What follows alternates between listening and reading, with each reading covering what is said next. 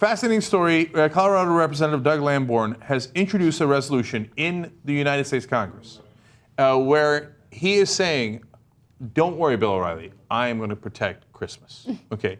So this got real. This is a House of Representatives. I mean, it's not like a little state thing. This is national, federal. Okay. He says, Mr. Speaker, it's the most wonderful time of the year. It's time to get pissed. Isn't that funny? Like, this is the way they decide to get most pissed. It's the most wonderful time of the year, a time when millions of Americans gather together to celebrate Christmas. We give thanks for Jesus' message of love and peace, and remember the sacrifice he made for us all. No, we don't. We get presents from Santa. Who's sitting there? Which kid is like, oh, yes, it's Christmas morning. Let's talk about Jesus' sacrifice. No one. Okay, some super religious folks probably do, but Doug Lamborn was the guy who referred to Barack Obama as a tar baby, and didn't he? They were asking him. He was, I apologize for my statement, and that's him. He just kept saying it over and over. And they're like, okay, but what are you apologizing for? He's like, I apologize for my statement. I misspoke, and I apologize for my statement. Oh God, he's such a loser. Okay, that's who that guy is. Yeah, and he says he doesn't understand why people are pissed. He says, look, if someone says to me Happy Hanukkah or something like that, I apply that to my own religion. I'm not offended by that person's acknowledgement of their religion. So we live in a pluralistic society. Okay, now. That's why I'm sure that if you went up to Doug Lamborn and you were a Satanist and you said, may Satan be with you, or may Satan reside deep in your soul. Or Happy Kwanzaa. Oh, yeah, I'm sure Even that worse. He'd be great. Like, He'd love it. You're right. Satan does reside in my soul, and he's very happy. And happy Kwanzaa to you, too. Okay. Now, look, the serious point here is that let me give you one more quote from him, and then we'll discuss it. According to a recent poll, he claims 9 out of 10 Americans celebrate Christmas. Sadly, however, there's a troubling effort in America led by a vocal minority to remove the symbols and traditions of Christmas from the public arena. Okay. Now, here's the thing. I like Christmas. I'm not Christian. I'm agnostic. I liked Christmas when I wasn't agnostic and I wasn't Christian. Whatever. It's fun. It's Santa. It's presents. It's Christmas trees. It's lights. Who doesn't like Christmas, right? Jeez, it's not bloody Jesus on a cross. But and by the way, if you think that's what Christmas is about, then why don't you do that? Why don't you gather the kids around the crucifixion, right? Hey, everybody, guess what? Mommy and Daddy had nails, okay, and the boards, and then when Christmas morning comes around, we're going to nail Jesus to the cross. See if kids still like Christmas and Americans still like Christmas. Okay.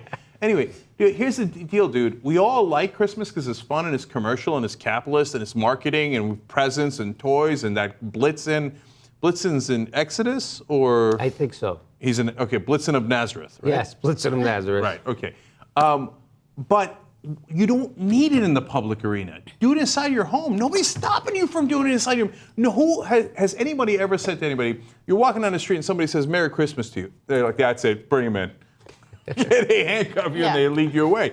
No, you just don't get to speak for the rest of us, right? Right, and also, it's not banned from the public arena in any way, shape, or form. Anywhere you go, they're playing Christmas music. You go to any public place, like the Grove in Los Angeles, there's a massive Christmas tree, like the size of a small country, right? Like, no one's banning Christmas. Everyone loves Christmas. Even people who don't celebrate Christmas, people who aren't. I love Christmas, right? I don't even believe in the religion. Whatever, no one's trying to ban it. And this is all an effort to make it seem as though atheists and agnostics are these demons that are trying to destroy your religion and destroy this country. That's what this is all really about. And they get to, again, paint themselves as victims. Right. Yeah. It's so stupid. And the majority people who make up the majority, right? But there's another better word for it, but the dominant culture gets to see themselves as a victim, which is gross, right? Yeah. I don't think everyone in the dominant culture feels that way. No, but those people, some of the people in the dominant culture get to feel like they're victims. Not everybody. I would always think the best thing to do with a Christian like that is to throw down, Jesus and what he said to the Pharisees. Which was? Keep it to your fucking self. I mean, stop acting like you're high and mighty just because you're publicly doing stuff. You're nothing. Jesus was a potty mouth. That's basically, well, he did, I'm paraphrasing a little bit. Right. And Jesus also threw the money changers out of the temple. Yes. I'm Kind of the sure same event. Yeah, actually. I'm sure our Congress would agree, right? Yeah, Given what they that's just did, right. the huge Christmas present they just gave the money changers.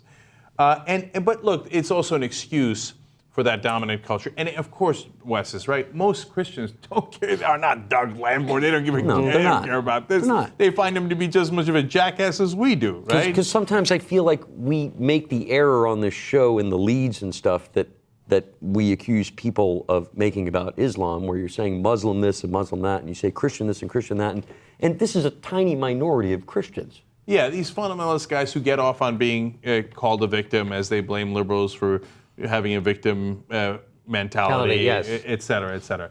And then the other part of it is that they want it in the public arena because they want to put their 10 Commandments, they want to put all that stuff in the public arena. But that's what the government prevents, because that's our founding fathers said we shall not establish a religion because you don't get to speak for everybody, right? So some people are Jewish, some people are Muslim, some people are just simply atheists or agnostic. In fact, 20% don't believe in an established religion. That's 1/5 of the country. So you don't get to say that the baby Jesus represents us. Why is that such a bad thing? It's kind of an American thing. That's a good thing. And so you get to have baby Jesus and snuggle with him every night, right? As long as you don't force the baby Jesus down our throat. I call that fair. I call that a merg. Okay? All right. Hey, we've resolved. since we're a fair show, I know you can't see me, but really fast. There's a clamoring of Bible thumpers led by Laura Gelazunas on TYT Live. Jesus was born on Christmas, not crucified, Cenk. Yeah. So you're No, that's true as well. you're nailing to the cross. So we got to wait for April or May for that. Okay, and it's a good point, except for the fact that And Jesus except for the fact he was wasn't not born on Christmas. According to the Bible, he was born in the summer. You know what happens around Christmas time? The winter solstice. Mm-hmm. And that's why we pretend that Santa comes down the chimney and saves Jesus around December 25th, because the pagans like their winter solstice holiday. And I don't know that Laura is a Bible thumper. I'm just playing with you. So she's probably she going to might get upset just be with me over messing that. around. Right.